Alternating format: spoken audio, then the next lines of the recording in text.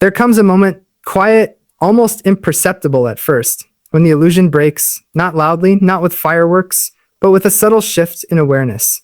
It's the moment you stop asking, "What did I do wrong?" and start asking, "What am I finally seeing clearly?" And in that space, something powerful happens. You begin to recognize patterns that once confused you. You begin to see behaviors not as random, but as revealing. And one of the most revealing moments of all is when a narcissist begins to lose control. Because when a narcissist feels powerful, everything is curated. Every word, every gesture, every reaction is designed to maintain an image, to preserve dominance, to keep you orbiting around their version of reality. But when that power slips, when you begin to detach, when your clarity grows, when your emotional dependence fades, something shifts in them. What you start to see is not strength, but fracture, not control, but desperation. And it's in that space that certain behaviors emerge, behaviors that only show up when the narcissist is, in some way, defeated. The first thing you may notice is a sudden and dramatic attempt to rewrite history. Not casually, but urgently. Stories you both lived through begin to change. Conversations are reinterpreted. Your memories are questioned. They may insist that things didn't happen the way you remember, or that your emotional responses were exaggerated, or even fabricated. This isn't just denial. It's an attempt to regain control over the narrative. Because if they can control the story, they can control your perception. And if they can control your perception, they can pull you back into doubt. But here's what matters. This behavior often intensifies when they feel you slipping away. When your version of reality becomes stronger than their manipulation, they double down. Not because they are confident, but because they are losing ground. And in that moment, your clarity becomes your power. You don't need to argue every detail. You don't need to prove every memory. The shift happens when you trust yourself enough to no longer need their agreement. The second behavior is something that can feel confusing at first and unexpected: vulnerability. They may suddenly open up, share pain, express regret, even appear self-aware. It can feel disarming. You may think, "This is what I've been waiting for." And that hope can be incredibly powerful. But this is where emotional clarity becomes essential. Because this vulnerability often arrives not as a sustained change, but as a strategic response. It emerges when they sense loss. When they feel you disengaging, they may reach for empathy, not as a genuine transformation, but as a way to reestablish connection. That doesn't mean their pain isn't real. It doesn't mean they don't feel something in those moments. But the question isn't whether they feel. It's whether they are willing to consistently act differently over time. And that's where the distinction lies.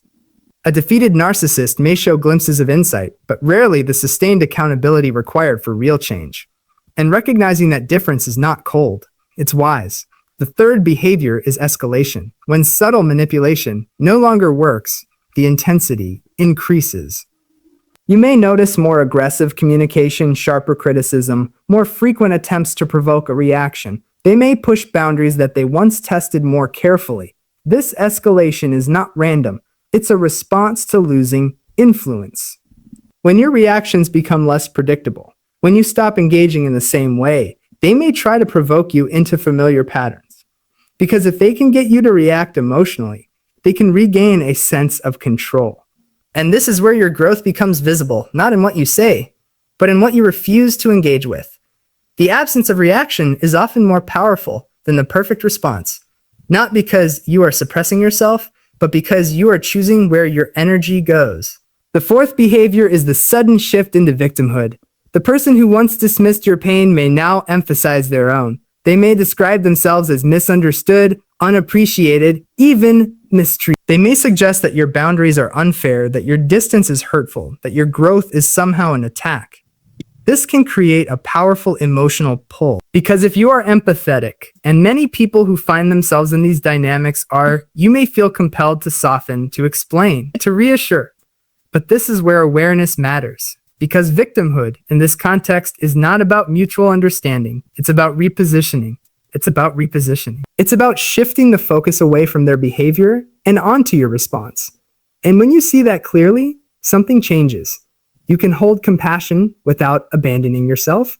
You can acknowledge their feelings without invalidating your experience. You can care without collapsing your boundaries. The fifth behavior is an attempt to reestablish connection through intensity, what some might recognize as love bombing, but often more chaotic at this stage. There may be grand gestures, emotional declarations, promises of change. The energy can feel overwhelming, almost urgent.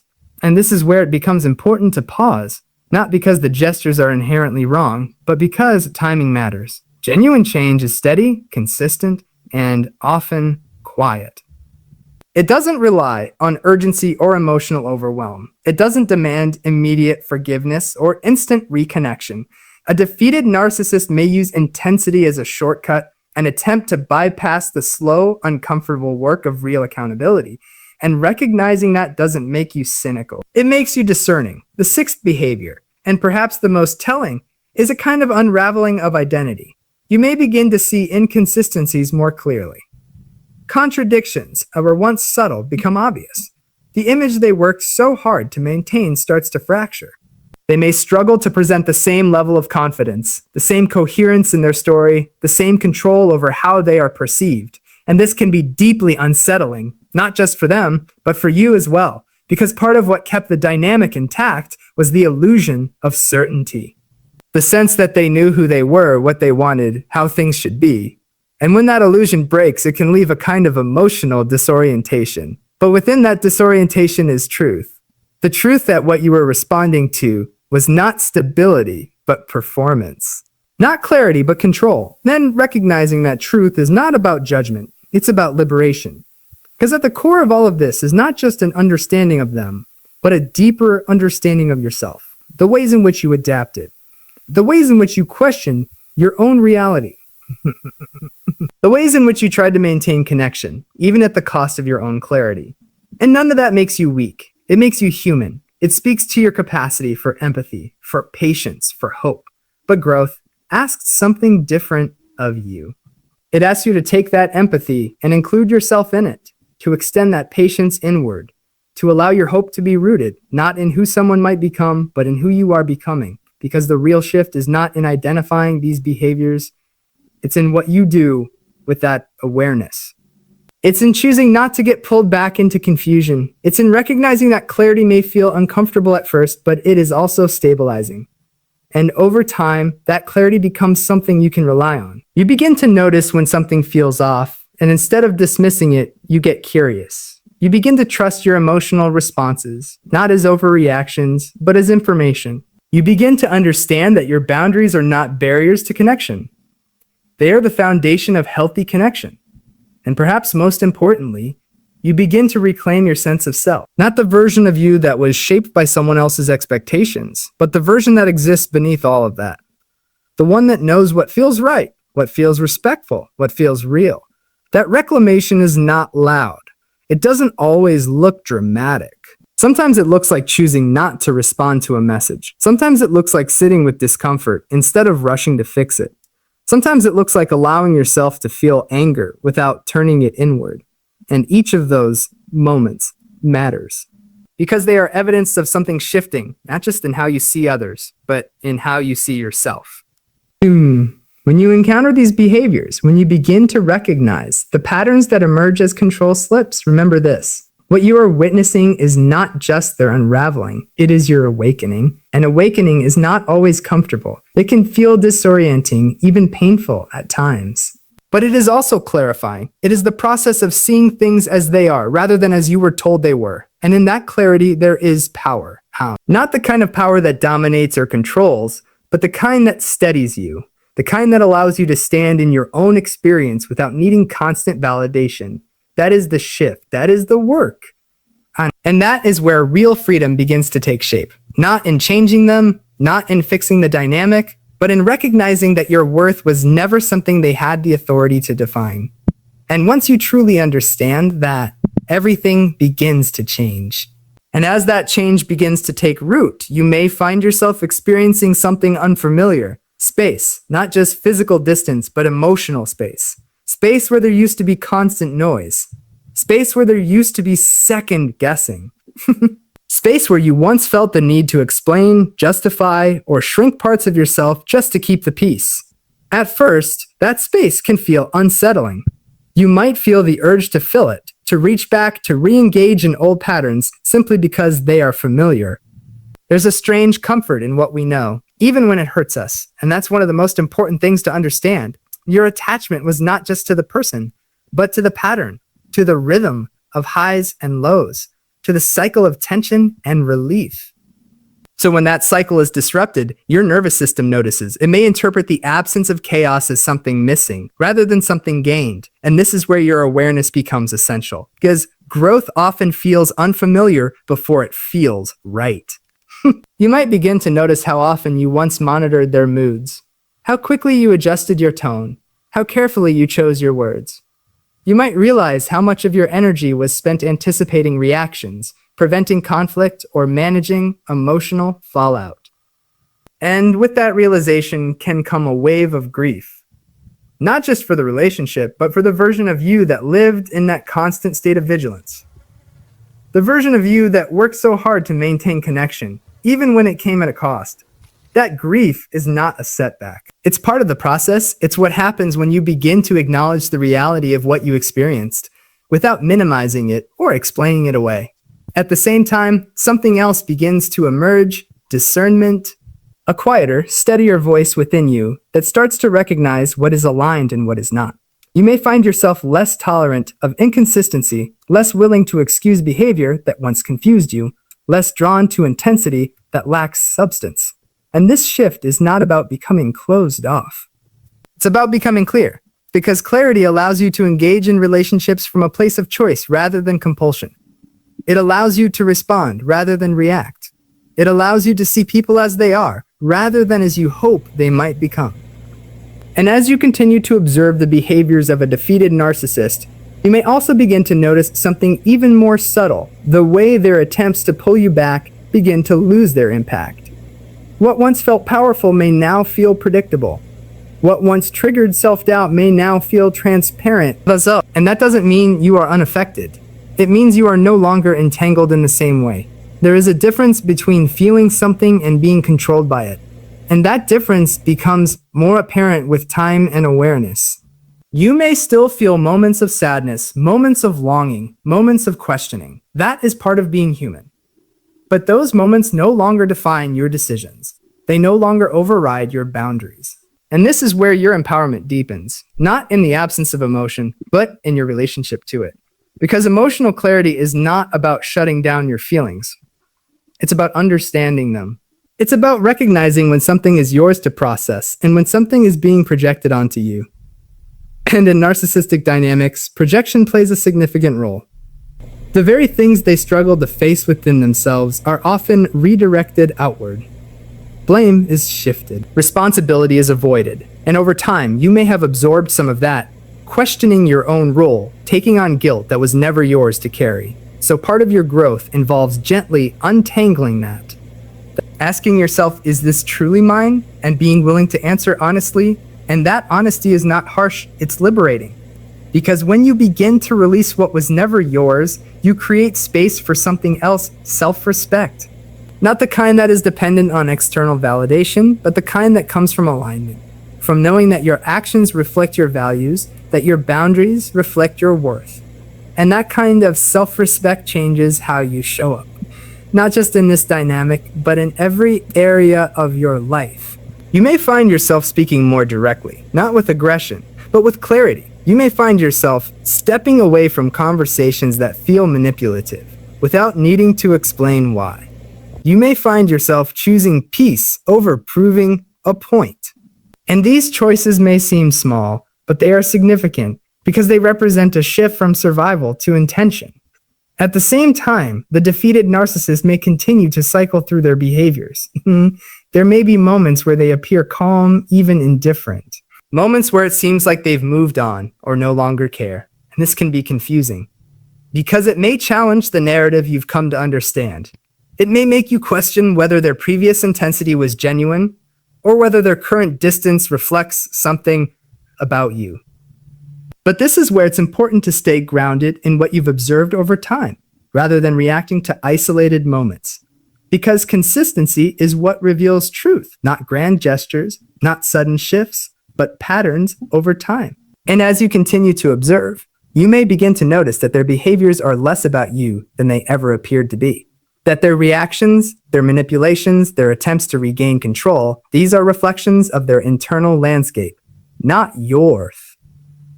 And that realization can be both freeing and sobering. Freeing because it releases you from the need to fix or change something that was never yours to fix.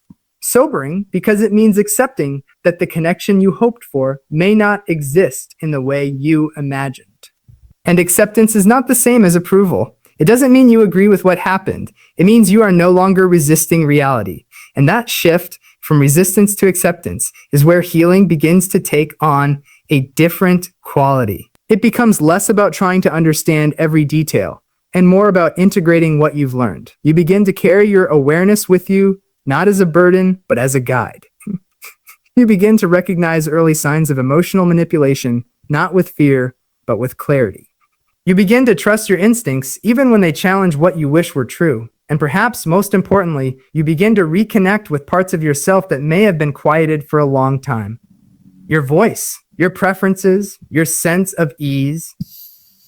You may rediscover what it feels like to be in a space where you are not constantly evaluating how you are perceived, where you can express yourself without anticipating backlash, where your emotions are met with understanding rather than dismissal. And that experience, no matter how small at first, becomes a reference point, a reminder of what healthy connection feels like. And once you have that reference point, it becomes much harder to settle for less, because you begin to understand that relationships are not meant to feel like constant negotiation.